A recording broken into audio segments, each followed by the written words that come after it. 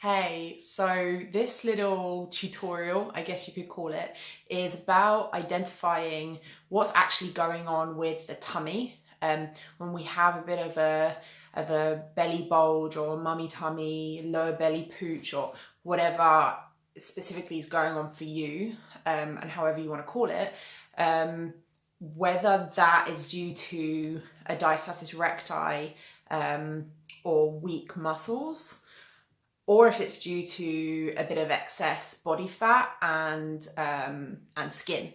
And this is really important to know this because tons of women come to me, and friends as well as trainees, and say, hey, after having a baby, I've still got this tummy and maybe you could give me some exercises for it. And they show me their tummy and it's actually not to do with, when you just kind of check it quite superficially, it's really apparent that it's not actually anything to do with the muscles, and it's actually just some excess skin and fat. And this is so important to know, because if it is because of a diastasis recti or because of weak muscles that are distending out, there's quite a bit that we can do about that. But if it's to do with fat and skin, there's not that much we can do about it. So I'm going to talk about the things that we can do about it afterwards, but I'm going to show you how to kind of check that and how to know which one it is, because it's going to really change how you approach it. So I'm like 9 weeks postpartum, so I still have a bit of a tummy to show you. So I thought this would be a really good time to make a video like this. So first of all, I'll show you what's going on with me. If I just lift up my top, you can see I've got still that nice little bit of overhang going on here. Lovely jubbly. And it's not loads, and I'm not worried about it. It's just from observation only standpoint, that's what's going on. And I see a lot of women that are like this. I'm just going to tuck this in, who is really tempting to say, oh, my core muscles are really weak and my core muscles are bulging out and I need to do loads of core exercises to fix this. But if I grab hold of this on myself, like all of this between my finger and my thumb, I can just grab skin and fat. And I know it's not tons, but it's this little bulge that I have going on here, and the thing that makes that kind of flop over my trousers a little bit. This is not because of distended muscles. This is because of skin and fat. And how do I know that? Because it's always easier to show people how to do it on themselves, but it's really not a very scientific approach to it, but it's just like, it just does give you the answer itself. Is if you grab hold of it, you can feel under my thumb and my finger, I can feel the muscles are there. The muscles are there. Where they need to be is, we want them going in a straight line from the rib cage to the pelvis, and I can feel that they're there. They're not where my tummy is over here. They're not bulging out. They're very much where they should be. They've gone back to where they should be. They probably don't have the tone that they used to have in them, being just 9 weeks postpartum, and that's still going to take a while to build up, but they're not actually bulging out. So what's causing this little belly bulge and the little shelf, the little hangover that I have over my trousers is purely to do with fat and skin. And no amount of exercise is going to get rid of that right now. So that's just a really important check to do yourself, and it can often feel around the edges where like there's still that kind of loose skin with some fat deposited there, and it's definitely on like the lower belly. And when I sit down, you can really grab hold of it. So that's what it looks like on me. And this is, first of all, let's talk about like why that might happen. Obviously the belly's gotten really stretched out, and the skin on the belly's gotten really stretched out, and that's not just going to ping back overnight. So there is quite a bit of a loose extra skin there that's going to take a while for the body to kind of to regain its tone. And for some women it won't regain its tone, but for some women it will improve with time.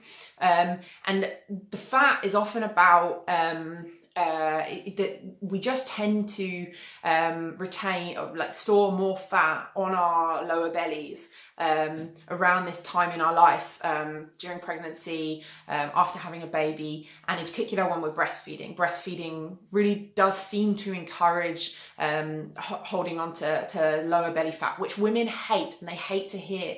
But I've seen so many women who are breastfeeding who are just so frustrated with the like lower belly, and after they finish breastfeeding it goes away. And there's definitely the women who when they're breastfeeding, fat just melts off of them. That definitely happens, but it doesn't happen for everyone, and it's not the norm, even though it's kind of talked about as though it is like the norm. But anyway, this video isn't about breastfeeding. But it is about the fact that it is very, very, very normal to retain more fat around that midsection, around this childbearing time of your life.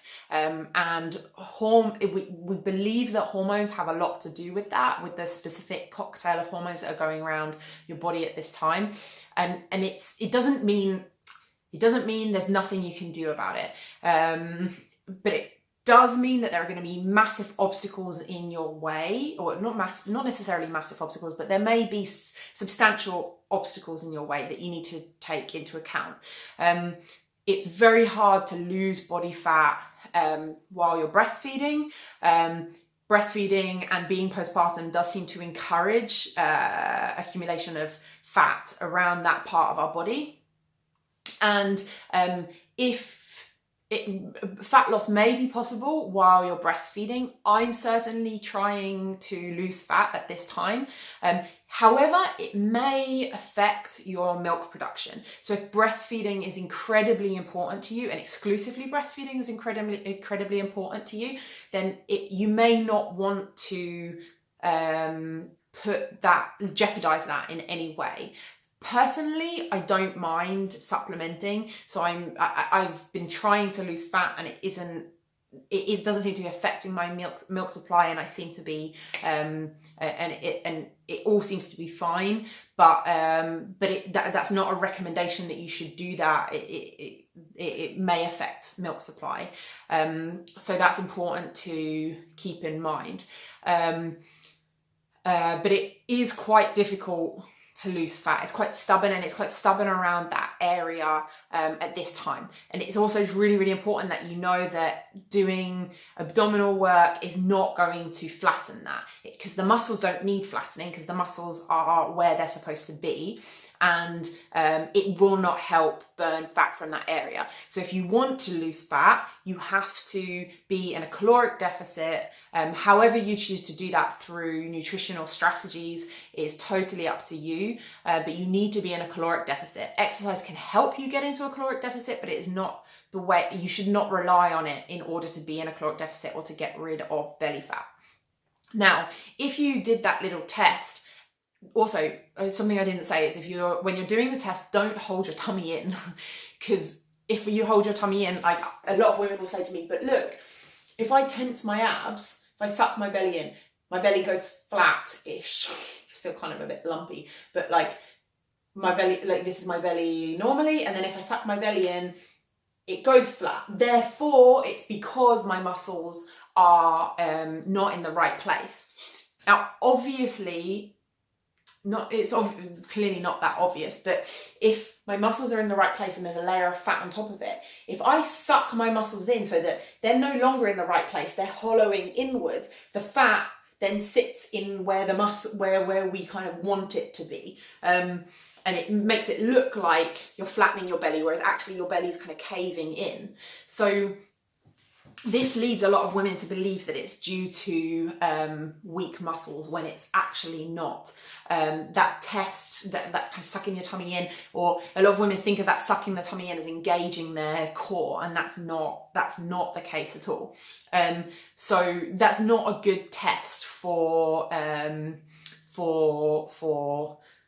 sort of proving that it must be to do with distended muscles. Now, if your muscles are, if it's not to do with fat, like you may discover that there's some fat and there's some skin, but underneath that, the abdominal muscles do seem to be out of place. And what that means by out of place is rib cage is here, pelvis is here. You can't really see me very well, and the muscles are in a straight line from one to the other. Okay, that's kind of where they should be. That's where we ideally want them to be. If they are bulging out from that, so they're distended out, it may be due to a diastasis recti, it may be alongside a diastasis recti, but it may be a totally separate issue. You might not have diastasis recti at all, but the muscles are still bulging. They're lacking tone and they're bulging out.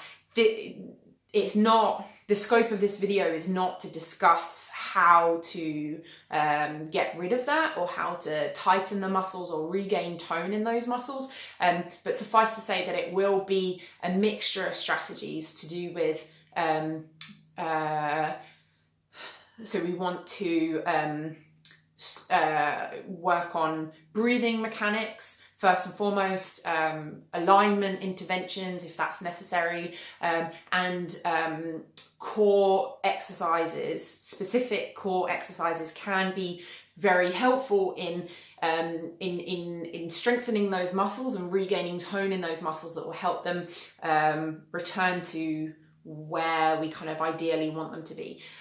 If they are lacking tone, the reason why they're kind of bulging out and they're distended outwards is, imagine the weight of the abdominal organs are falling into those slightly weaker muscles. So it's really important to restore strength and tone in those muscles, because that's what supports all of the abdominal organs and all of the pelvic organs in place, as well as it's not just about the pelvic floor, it's also about the abdominal muscles. So it is really important to restore those muscles and strengthen those muscles.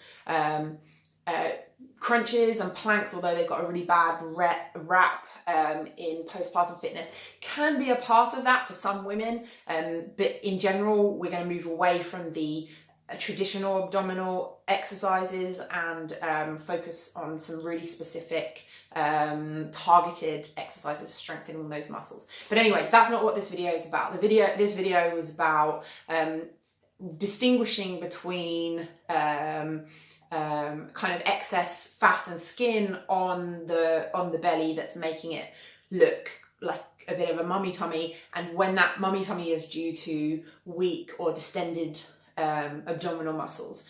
Really important distinction to make, because it's going to determine how you approach changing that set of circumstances if that's what you want to do. So I hope this was helpful. That's it.